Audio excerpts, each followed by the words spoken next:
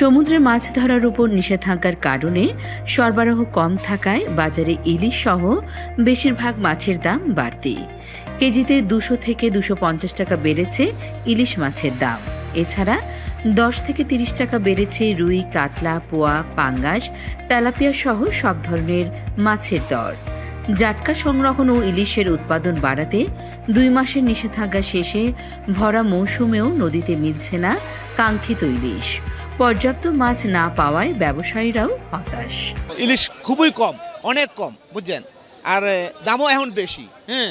তবে নদীতে মাছটা যদি একটু বাইরে যায় তাহলে আপনার কাস্টমারে নিয়ে খায় আরাম পাইব, দাম একটু কমবো। এখন যে দাম মাছের নাগালের বাইরে। বাজারে 1 কেজি ওজনের ইলিশ বিক্রি হচ্ছে 3000 থেকে 3500 টাকায়। 700 থেকে 800 গ্রাম ওজনে ইলিশ বিক্রি হচ্ছে 2000 থেকে 2500 টাকা কেজি দরে। এছাড়া 500 গ্রাম ওজনে ইলিশ 1500 টাকা থেকে 1700 টাকা কেজি দরে বিক্রি হচ্ছে। ব্যবসায়ীরা বলছেন, একদিকে বৈরী আবহাওয়া, অপরদিকে নদীতে পানি কম থাকায় পর্যাপ্ত মাছ পাওয়া যাচ্ছে না। এছাড়া অনেকে আবার পরিবহন খরচ বৃদ্ধিকে মাছের দাম বাড়ার কারণ হিসেবে দেখছেন। ইলিশ মাছ যাই মোটামুটি কম আসে, কিন্তু আসলে এই যে মনে করেন এই মাছ আমরা গত বছরে বেশি এলো কত 2000 টাকা 1800 টাকা কেজি। এই বছর মনে করেন 2400-2500 মাছ পাইতে আসি না, এত দাম। আর এই মাছের ভিতরে কি মধু না রস কইতে পারি না, এত দাম। এরপরও পাবলিকে খাইয়ালায়, ঠিক আছে, আমরা যে বেশি আমরা খাইতে পারি না, কিন্তু কাস্টমার খাইয়ালায়। এই যে এত এই যে লারি সারি সকাল ধরে আমরা একটা মাছ মন চাষে খাই, কিন্তু দামের ঠেলা ভাই নিতে পারি না। আমরা যে কিনে আনি আমরাও হিমশিম খাই ব্যস্ত। এই যে আজকের বাজারে 1 কেজি মাছ বেশি 32 কেজি, এটা লোকাল।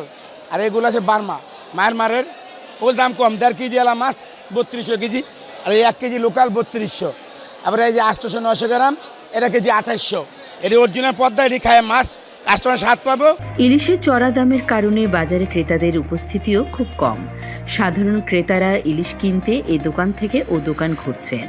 তাদের অভিযোগ, দিন দিন ইলিশের দাম নাগালের বাইরে চলে যাচ্ছে। ছোট ইলিশ 3500 টাকা কেজি, তো এটা সাধারণত মানুষের সবার নাগালের বাইরেই। সবাই চায় একটু সেভিং করতে, কিন্তু সেটা আসলে পারা খুব সবার জন্য খুব কঠিন হয়ে যাবে আর কি। সরকারের আসলে খুব বেশি মনিটরিং করা উচিত এই ব্যাপারে, যে মাছটা কিভাবে আসে, বা সব ক্ষেত্রেই যাতে যারা মাছ ধরে তারাও জানি বাঁচে, যারা মাছ বিক্রি করে তারাও বাঁচে, এবং যদি জনগণও খাইতে পারে সেই দিকে খেয়াল রাখা উচিত আর কি। ইলিশ বা রূপচাঁদা এই টাইপের মাছগুলো আসলে শখ করে নিতে হয়, সবসময় আমরা কিনতে পারি না। তো এই ধরনের মাছ একটু দামের মধ্যবিত্ত যারা আছে তাদের একটু দামের নাগালের বাইরে বলা যায়। আর একটু সহনশীল হলে মনে হচ্ছে এটা সাধারণ ভোক্তা যারা আছে সবাই এটা গ্রহণ করতে পারবে। এই মুহূর্তে কিন্তু একটু নাগালের বাইরে এই মুহূর্তে আমি মনে করি। আবহাওয়া অনুকূলে থাকলে এবং নদীতে পানি বৃদ্ধি পেলে ইলিশের সরবরাহ বাড়বে এবং দামও কমে আসবে, এমনটাই প্রত্যাশা সংশ্লিষ্টদের।